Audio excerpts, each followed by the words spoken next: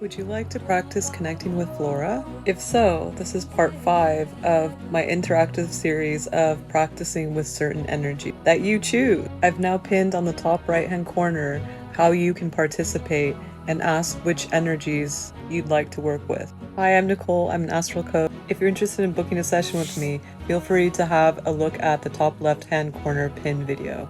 Now, in the last video before this, I mentioned that people think that Flora and Chloris are the same goddess, and they're not. One of their common threads is that they are part of my energy, so you're in luck if you're interested in either of them. So Flora is very well known for her name.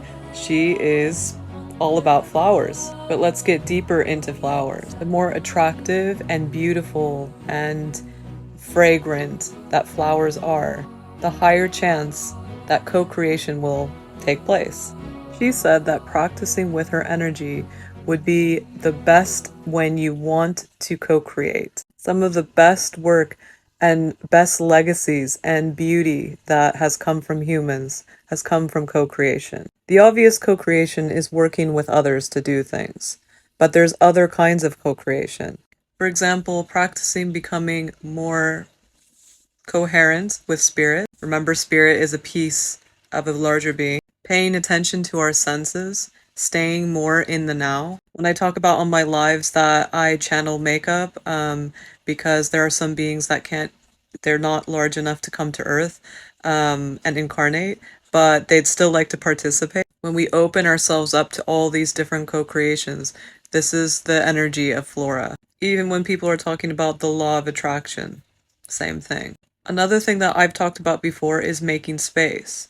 So if you start to make space, you build your libraries, you're becoming magnetic for new things that actually match your energy to come through and co-create with you. This co-creation could be a part of yourself that you're learning about.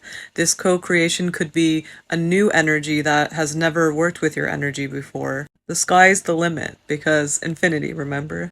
So even though we know Flora as the flowers and we know the system of the flowers, it can be a really helpful analogy to study to find out more. But if we want to really get into it really deeply, once we understand the infinity version of what flowers represent, this is when you're going to start to feel Flora's energy. It's this feeling of this urge that you want to grow.